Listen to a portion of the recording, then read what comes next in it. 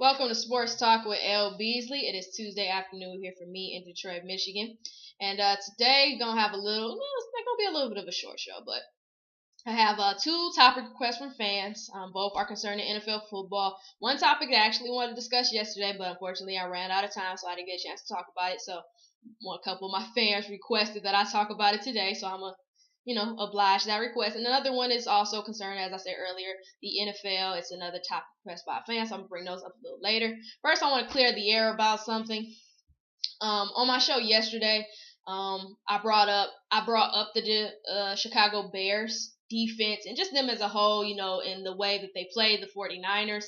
And then, this previous Sunday, the way that they played the Minnesota Vikings, and basically said, that was the Bears defense I was looking for against the 49ers. In my opinion, that wasn't that Bears defense. That was a totally different Bears defense.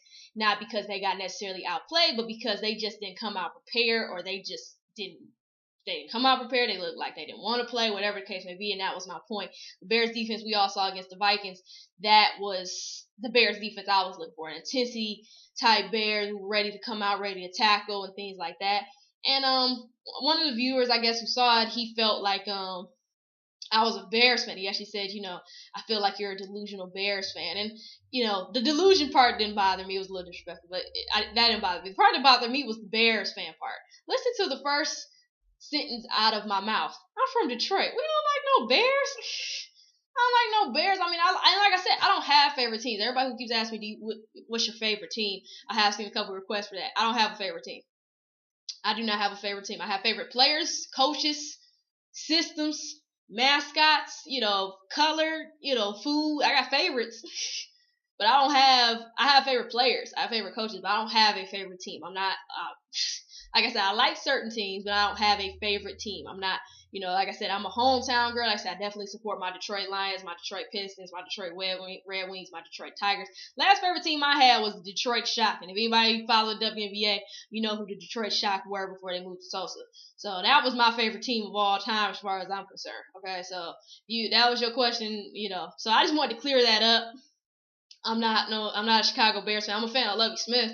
I'm a fan of Matt Forte, things like that. But I'm not a Chicago Bears fan. I am from Detroit, and please, like I said, Chicago Bulls aren't my favorite team. I'm not a fan of them as a whole, but I'm a huge fan of Derrick Rose. But I've been a huge fan of Derrick Rose since high school. So that's it. So just to clear that up, I don't know if that's viewers watching this show, but I want to make that very clear. Like, I am not a Chicago Bears fan.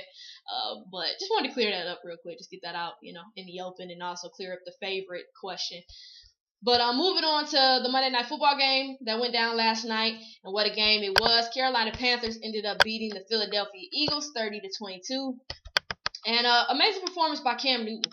That was pretty much the talk of the whole night, pretty much, other than the big basketball game between the New York Knicks and Brooklyn Nets, which I'll get on in a minute. But Cam Newton played phenomenal. He threw for over 300 yards. He had two touchdowns. He also rushed for 52 yards and also rushed for two touchdowns. So very impressive. Total 4 touchdowns. Like I said, just a great performance by him. He also joins the record books in some great company, I might add. Cam Newton is the 5th player with 2 passing touchdowns and 2 rushing touchdowns on Monday Night Football. And as I said, he joined some great company. And I'm talking Michael Vick, Donovan McNabb, Eric Hippo, and Roger Staubach. That's some great company to have. Not just Cam Newton being Cam Newton. And one thing I've definitely appreciated out of the Carolina Panthers, not necessarily appreciated, but like and respected, was the fact that they just keep fighting, similar to the Cleveland Browns. The Panthers are one of those teams, because of the sensational year Cam Newton did have last year as a rookie, and because of some of the pieces they have, obviously, at running back, at receiver, at tight end.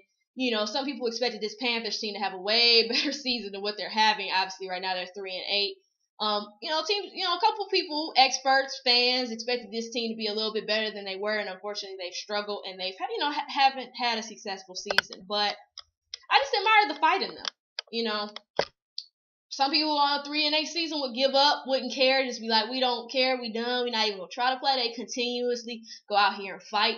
And like I said, I'm not trying to make it seem like, the Eagles are the 49ers or the Houston Texans or the Atlanta Falcons. I'm not saying that like they just beat the world's best team. It's just the fact that they go out here, they didn't underestimate their opponent. They went out here and just went to work. And even when they lose, they just continue to fight. We've seen some very close games with the Carolina Panthers, and they continue to come out here and fight. Similar to how Cleveland Browns are, like I said. They, with the Steelers, they forced 8 turnovers. But even with the season that they had, they could easily give up and just say, we're done, we don't care. They continue to fight every single game and just do what they're supposed to do. And that's what you're supposed to do. So I do respect that from an analyst perspective, from a fan's perspective. I really do respect the fact that they continue to fight. And like I said, Cam Newton's struggling, but it's a sophomore season. He has to adjust to different things. And like I said, he has the potential to be that elite quarterback, no question. With his size, his height, his durability, he's a dual threat, heck of an arm. He still needs to improve his accuracy, but he's still young. Obviously he can run over you, around you, through you. So, this is a guy who has all the potential in the world to be that elite guy. As long as he remains humble as possible and just continues to work hard, he's going to be fine. Speaking of the Eagles, unfortunately they lost another key player to their team. They've already lost Michael Vick and LaShawn McCoy. They both were missing last night in their loss to the Carolina Panthers. And now, unfortunately, Deshaun Jackson, who suffered a fractured rib last night in that Monday night loss, he's been placed on season-ending injury reserve list. Of course, this is according to sources and Andy Reid and whatnot. He suffered the injury in the first quarter. It was a brutal blow. He looked like he was in pain. And according to Andy Reid, this injury could take up to 6 weeks for him to heal. So, obviously, that's a season-ending injury for him. It's just a low blow. He's Deshaun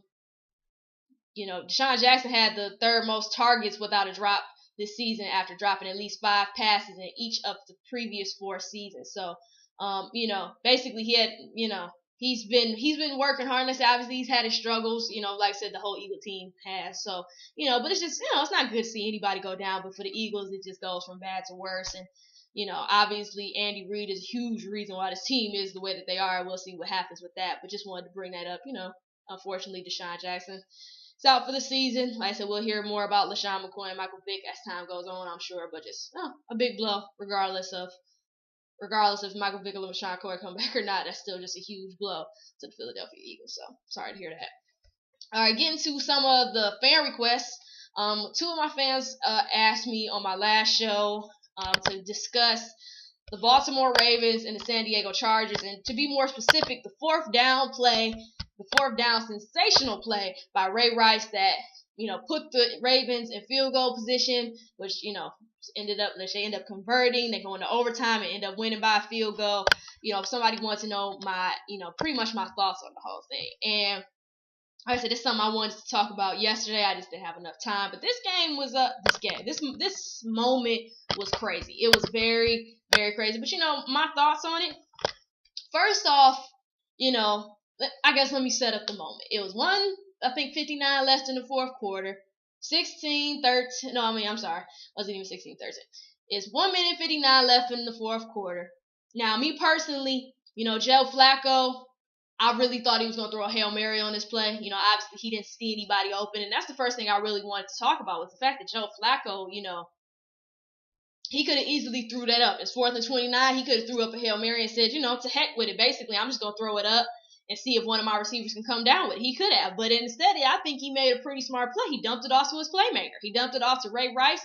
And Ray Rice did a heck of a sidestep, dodging 3 Charger defenders, which was impressive. But more than anything, and I think this is what made the play even better, was the crushing block by Anquan Bolden on Chargers safety Eric Weddle. That was I think that's what got him the first down. If you go on YouTube, if you saw it on SportsCenter, go on YouTube and look at the play again.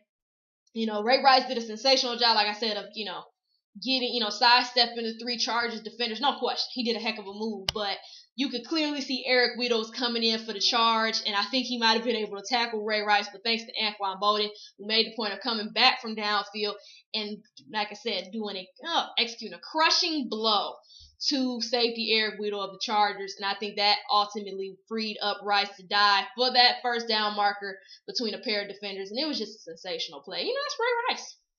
That's just Ray Rice. It was a sensational play. Sensational. It was a sensational play by him. But to me, like I said, that's just Ray Rice being Ray Rice. And that's what I said. I really do like the fact that Joe Flacco did not force it downfield. Because I'm not going to lie. I was watching the game. I really thought he was going to force it. I really did.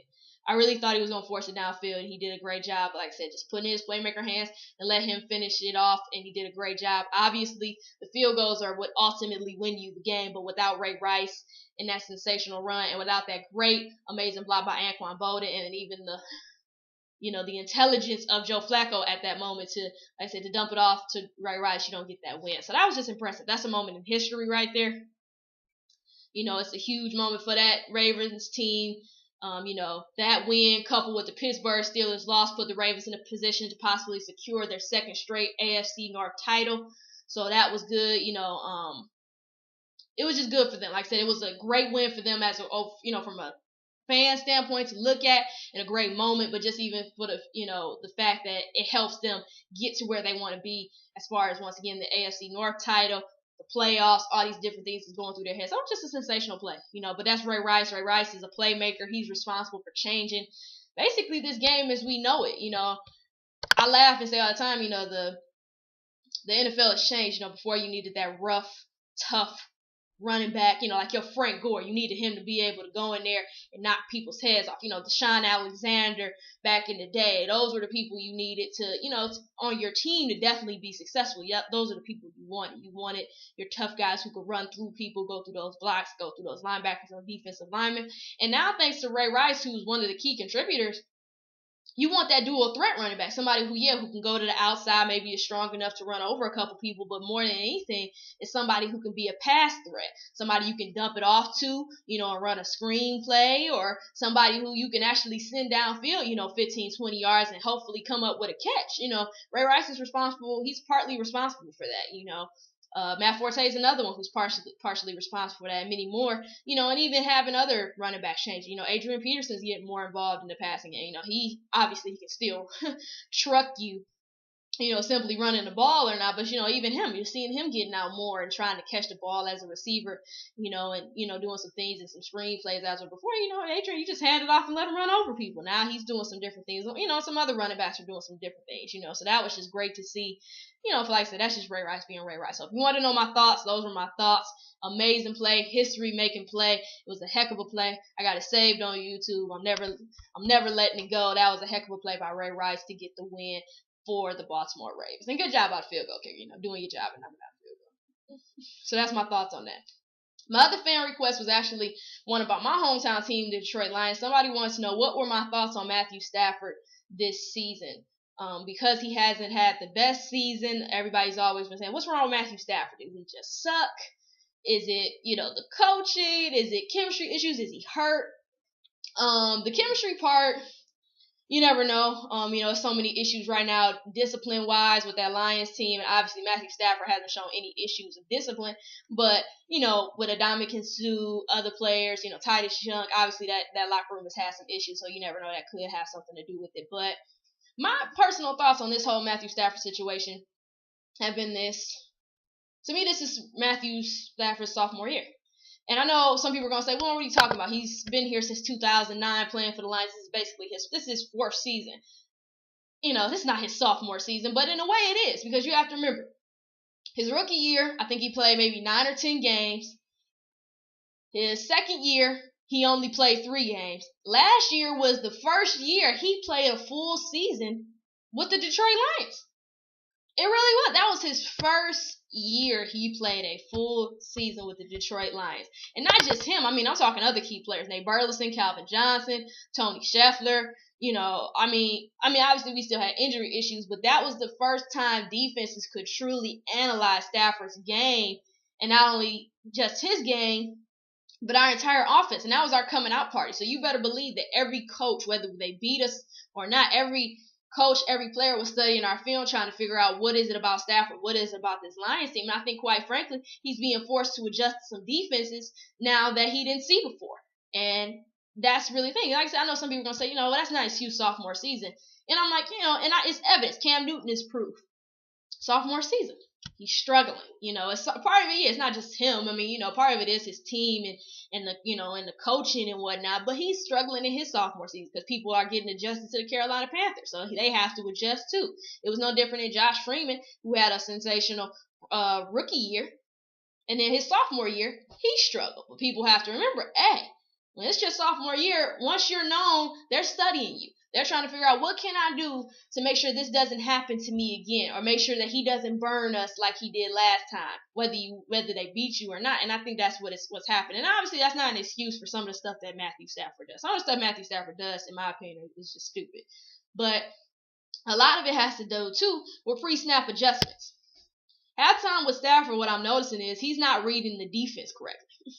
Sometimes I'll notice a blitz and I don't see him change anything. I don't see him make an audible. I don't see him make any type of pre-snap adjustment. And sometimes he gets sacked. Sometimes he's forced to, rush ball. I've seen him, sometimes he make the change and it's not the right change. And then sometimes I've seen him make a change at the line of scrimmage and it's the right change. So he has to get used to figuring out these defenses. He has to get used to studying, not used to, but doing a better job of studying film, doing better things, looking for, those hidden, and obviously, certain coaches are just great at, disguising their defense. But in other ways, he has to do a better job of, finding the disguises in the defense, adjusting to them. Some of it, like I said, is just Stafford being Stafford. Sometimes Stafford needs to just throw it away. He needs to run, do what he got to do. But I think it's really just, like I said, it's part of him being a sophomore year. He's adjusting to what the defense is bringing now because they know who he is. They know what he likes to do, and he has to adjust to that. The other part of it still is the balance of this team. The run game is still very inconsistent, even though they do have two capable backs, in my opinion, and Mikael LaShort and Jacques Bell to be able to run that ball. But sometimes the play calling is off. It's too much passing when it should be some more running. It's too much running when it should be some more passing. So, the play calling is off. Receivers still have to step up and do their job. Like I said, it can't always just be the Calvin Johnson show. We need, Pettigrew. I don't know, that might be too much, to ask for. But Broyles, Broyles, he's a rookie. This is somebody who went and got in the second round. I didn't necessarily agree with it because I wanted us to go get a secondary player. I understood why they did it because, they were looking towards the future. Obviously, Nate Burleson is hurt. That was one of the key reasons they brought him in was, to possibly replace Nate Burleson, going into next year or the year after that. So I understand why they went to go get Broyles. I didn't necessarily agree with it fully because, like I said, I wanted us to go get a secondary player, and if you watch the Lions, you clearly see why. But, like I said, what's done is done. I like Broyles, so him stepping up, obviously Titus Young, has been dismissed for the time being, so, he's not there. But Tony Scheffler, like I said, back to Pettigrew, as hard as it may be for him to even hang on to the ball, he needs to step up. So that's just my thoughts on Matthew Stafford. Like I said, in my opinion, this is his sophomore season. He has to adjust. It's no different than anybody else. And like I said, if you're a Lions fan or if you're worried about Matthew Stafford, like I said, I'm going to give him a break this year. Like I said, some of the stuff is still stupid stuff by Stafford, no question. I call him out. If you follow me on Twitter, you know I do. I call him out on stupid stuff. But some stuff is just him not recognizing it or not doing stuff. And like I said, I can't expect him to get it any quicker than Cam Newton or Josh Freeman did. It's just an adjustment. Like I said, if you start going into your third year, like we said, now going into 2013 season, if he does that, now you have a reason to be concerned. He starts doing it, 2014 season. And that's when you can start saying, okay, this is a problem. He's not reading it better. He's not adjusting. He's not doing what he's supposed to do. And that's when you can really say, okay, maybe it's time we get a new quarterback. Maybe it's time we make some changes. But right now, like I said, in my opinion, this is basically his sophomore season. This is his sophomore season. Not an excuse. It's just my personal, analysis on the situation, because that's what part of it is. Like I said, pre-snap adjustments, line of scrimmage, all that stuff. Pre-snap, line of scrimmage, like I said, doing a better job of studying the film. I don't know what he does because I'm not in the film room with him. I don't know him personally, so I don't know what he do. And it's, when he's watching film. But like I said, just doing a better job of that. And like I said, I'm not going to get worried to that extent until, like I said, going into next year, if I see it, we're going to have a problem. But right now, he just needs to constantly keep improving, like I said, on the line, pre-snap adjustments, reading the defenses. Once again, if you don't have it, throw it away. Don't force it. If you don't have it, throw it away. And like I said, at the end of the day, it's not all him too. So like I said, the balance has to get better. The run, the call, Scott Linehan play calling has to get better. Like I said, so either there's too much running or it's too much passing. There's no balance, and they have to figure out a balance. And like I said, receivers got to step up. Tight ends have to step up. It can't, like I said, it always can't be the Calvin Johnson show. Other receivers and tight ends have to step up for that Lions team to be successful. You got to find that balance between the passing game and the running game. You really do. Make better decisions, learn how to read the defense, and definitely work on those pre-snap line adjustments. He does that, he should be fine, and the rest of the team helps him out, he'll be fine. So that's just my thoughts on it. So, fan who requested that, I hope I answered your question. Agree or disagree, I don't know. Let me know. And then finally, I wanted to discuss the New York Knicks and the Brooklyn Nets game last night. It actually went into overtime, and boy, did that game have a playoff atmosphere. I really felt like I was watching the playoffs. The crowd was crazy. You had Jay-Z and Beyonce on the sideline. You know, Avery Johnson kept getting in their way because he kept, pacing, all nervous and stuff. But, the Nets ended up beating the New York Knicks 96-89 in overtime. It was a great game, but I saw a lot of flaws in both teams. I start off with the winning team. One thing that bothers me about the Brooklyn Nets, and I said this the other day briefly on my show, one thing I do like about the Brooklyn Nets is this starting five has the potential to be dang on near impossible to defend to a certain extent if they can gel. Chris Humphries is he's your hustle guy. He's going to go out here. He can score. He's your double-double, maybe even, that's what he's going to do. He can score. He's going to go rebound. He's going to go hustle. He's not the guy who's necessarily going to get into foul trouble. He's your hustle guy. He's your cleanup guy. That's what he's going to do. Gerald Wallace, he's kind of that other scorer for you. He's maybe that third scoring option for you, maybe second, just depending on what kind of night your two guards are having.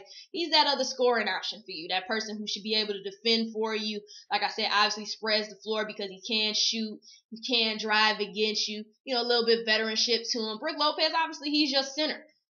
He should be one of the top centers in the NBA, not just because he's tall and because we don't have any other centers to compare him to, but unfortunately he's one of the top centers in the NBA because of default, just because we have nobody really to compare him to. Not the best center, just, in the conversation, like top 10, top 5, because obviously the center position is something that's dying, mainly because these kids keep coming out too early, which is another reason why the NBA half the time sucks, but that's a whole nother conversation. So, Darren Williams, obviously, is your point guard. He's your creator. And then you have Joe Johnson, who should be your scorer. And that is one weak link right now for me with this Nets team is Joe Johnson. No offense to Jerry Stackhouse. Proud of Jerry Stackhouse.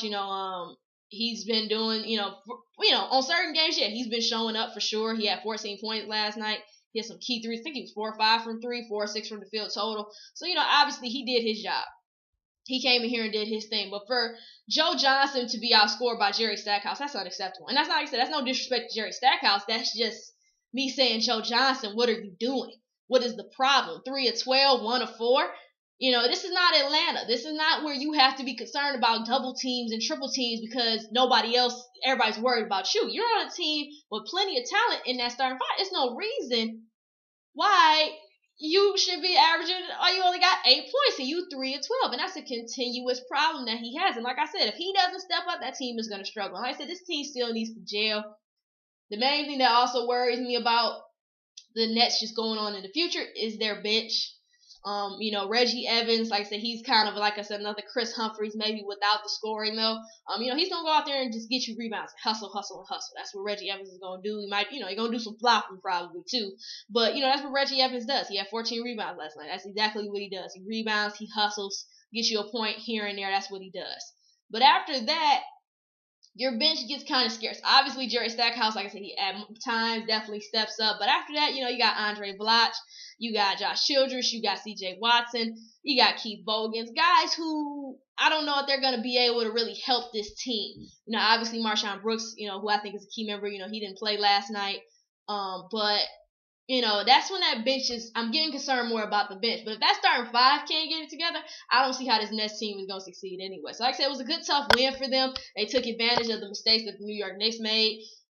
Last night, no question. Like I said, Darren Williams played good. I think he had a total of 16 points the other day, about 14 assists, and I want to say maybe about 3 steals. So he played phenomenal last night. I did have a problem because he had 4 turnovers.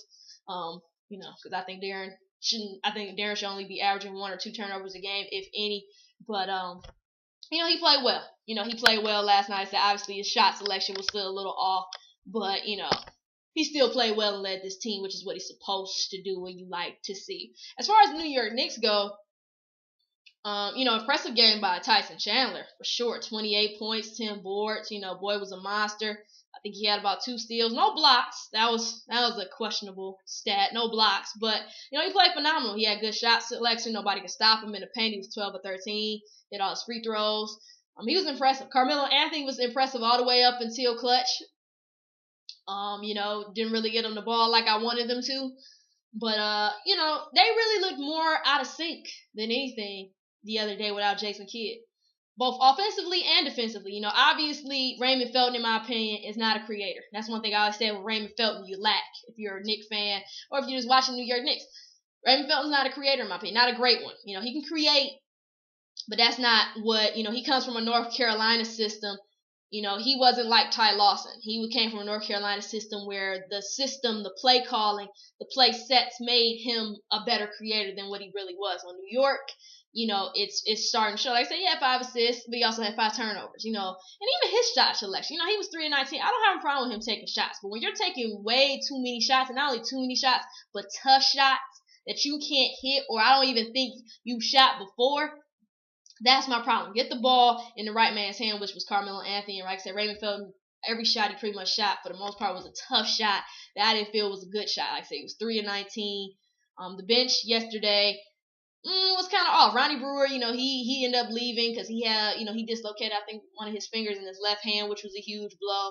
And he didn't play well at all anyway. He was 1 of 6 from the field, and he's been somebody from 3 who's been, very key on this team. And then you had players like Rasheed Wallace, who went 2 of 11. Steve Novak, he only had 2 points. Marcus Camby, he didn't really get in that much. J.R. Smith, he didn't play well. So, this team is still contingent upon some key players like J.R. Smith, like the play of Rasheed Wallace, like I said, like the play of Raymond Felton. Obviously, you're contingent upon the play of Carmelo Anthony. But, decision making at the end lost in the game. It's a decision making, and it showed without Jason Kidd being there. But that's what Jason Kidd does for you. He brings you that wisdom, that creativity. He brings you that creator who knows whether he has the ball in his hands or not. He knows how to lead this team.